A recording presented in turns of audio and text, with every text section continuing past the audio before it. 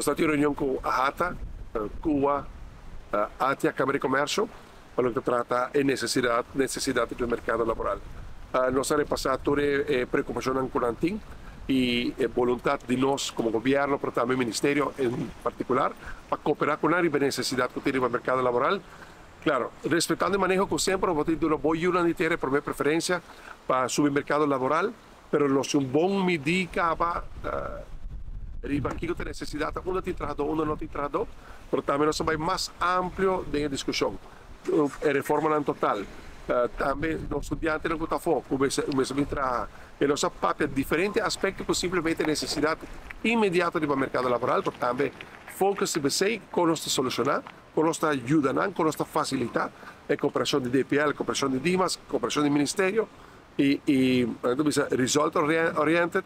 oplossingsgericht, pensando em soluções para percurar, para impedir, para o mercado laboral está overheated capa e consequência de sei que nossa parte de forma ampla e me estou contento de forma produtiva nossa laga gente de AHATA recrutativa junto com o conselho jurídico de Micuta Glenda lead task force para pôr todas as recomendações de lo que está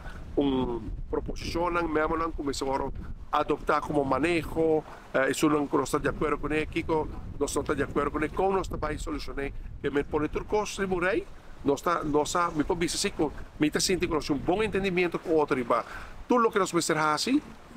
com paciência agora te poner riba papel para assim nós